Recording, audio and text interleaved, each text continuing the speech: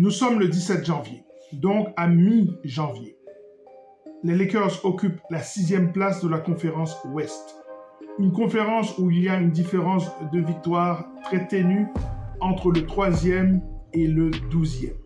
Les Lakers ont la possibilité d'engranger les victoires pour essayer de bien se situer dans cette conférence Ouest qui va continuer à être très difficile.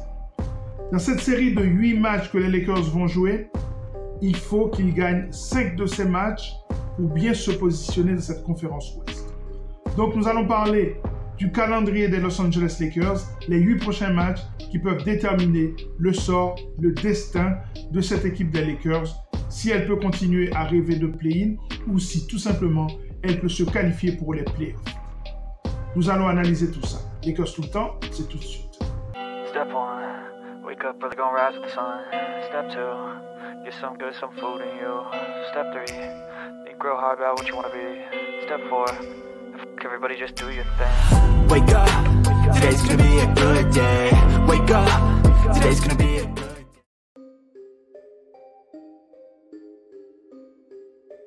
Eh bien, le premier match de cette série, c'est ce soir, à domicile, face aux Brooklyn Nets.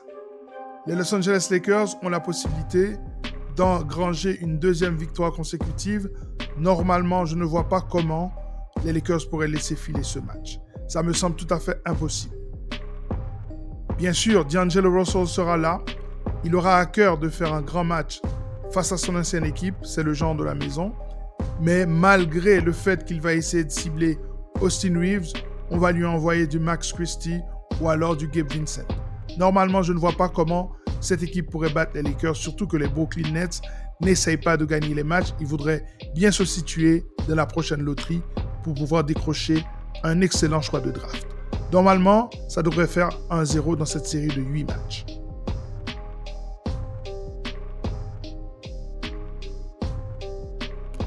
Le deuxième match de cette série se passe dans la nuit du 19 au 20. Ce sera face à l'équipe des Clippers de Los Angeles. C'est une équipe qui est bien située dans la NBA, qui joue un bon basket, qui a d'ailleurs explosé back-to-back l'équipe des Brooklyn Nets et celle des Portland Trail Blazers. Donc c'est une équipe qui joue très bien. En plus, ce sera leur premier match à Inglewood dans leur nouvelle salle Intuit Dome face aux Lakers de Los Angeles.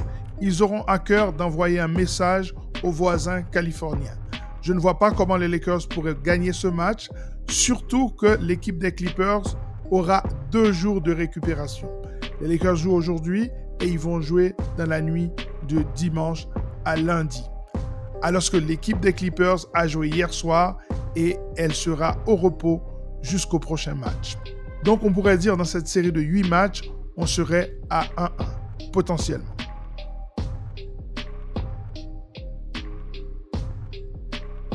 Le troisième match de la série se passera toujours à Los Angeles, au Crypto.com Arena, face à l'équipe des Wizards de Washington. Normalement, ça devrait faire une victoire des Los Angeles Lakers, même si la question du rebond sera contestée dans ce match, puisque Valanciunas, normalement, il pose toujours un défi conséquent à Anthony Davis. Cependant, je ne vois pas selon quel scénario cette équipe des Wizards, qui n'essaye pas de gagner de match, qui est un petit peu comme les Brooklyn Nets, qui essaye de décrocher un excellent pic de draft pour la prochaine draft afin de renforcer cette jeune équipe, eh bien, je ne vois pas comment elle pourrait battre les Lakers. Cependant, il faut être vigilant, mais en jouant sérieusement, les Lakers devraient gagner ce match. Et donc, si on compte bien, dans cette série de 8 matchs, ça fait 2-1.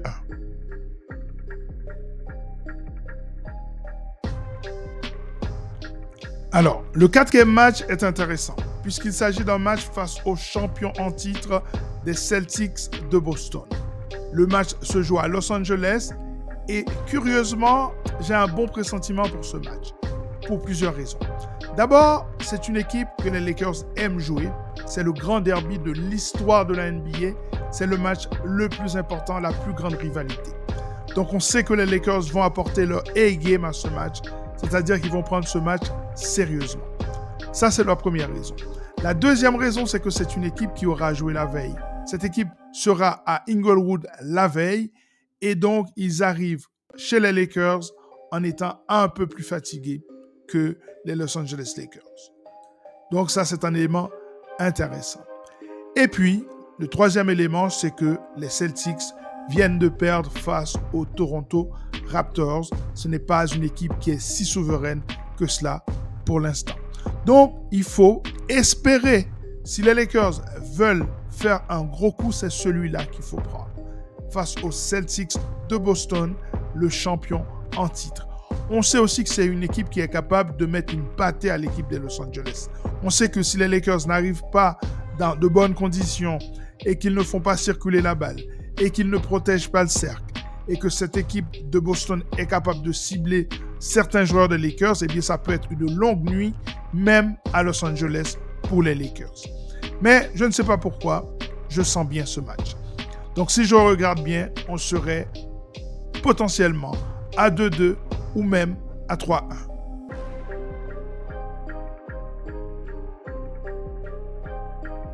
Le match suivant se joue dans la baie de San Francisco. Ce sera au Chase Center et les Lakers devront aller défier les Warriors de Golden State.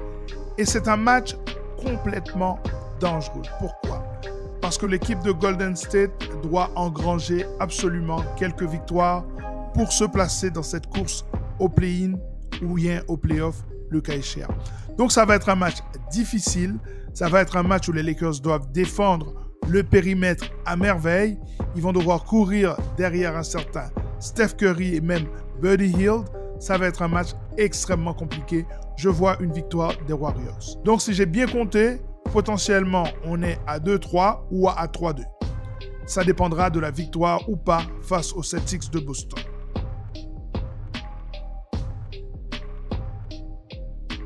Le 6e match se passe sur le terrain des Charlotte Hornets face à LaMelo Ball. C'est un match qui va être difficile. C'est une jeune équipe qui va faire courir les Los Angeles Lakers. Mais je ne vois pas un seul scénario selon lequel les Lakers peuvent perdre ce match. Donc, je parierais sur une victoire des Lakers. Mais attention, il faut absolument prendre ce match très, très au sérieux. Donc, si j'ai bien calculé, là, on est bien. On est au 6e match. On est potentiellement à 4-2 ou alors à 3-3. Et ça avance. Donc, ça peut être très intéressant de voir ce qui va se passer dans les prochains matchs.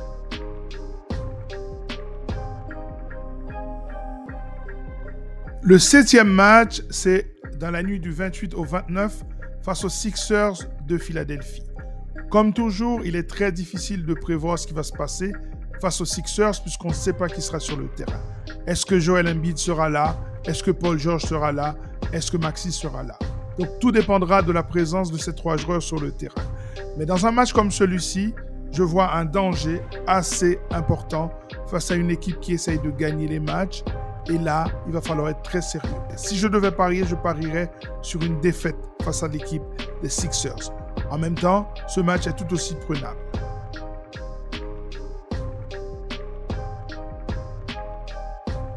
Le 8e match se passe à Washington.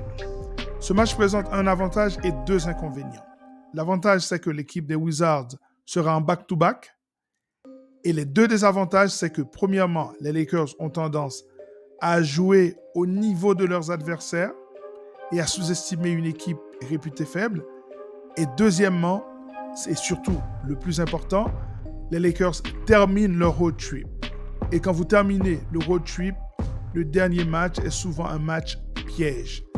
Donc, il va falloir remporter ce match pour éventuellement arriver à un bilan équilibré de 4 victoires pour 4 défaites ou alors de 5 victoires pour 3 défaites en fonction du match face aux Celtics de Boston.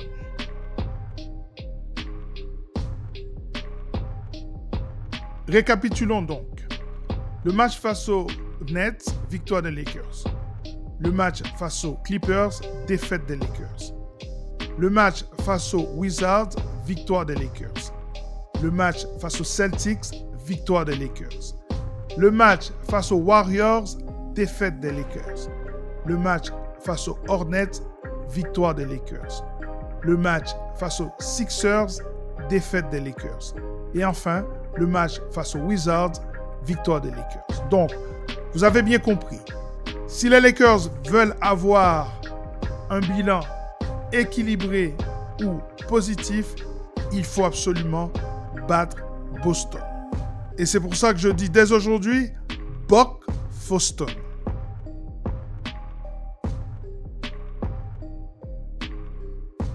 Voilà, c'en est terminé pour cette émission consacrée à ce calendrier des Los Angeles Lakers. Vous l'avez vu, ils doivent battre les Celtics de Boston pour pouvoir éventuellement penser à avoir... Ils doivent battre, vous l'avez vu, ils doivent battre les Boston Celtics pour...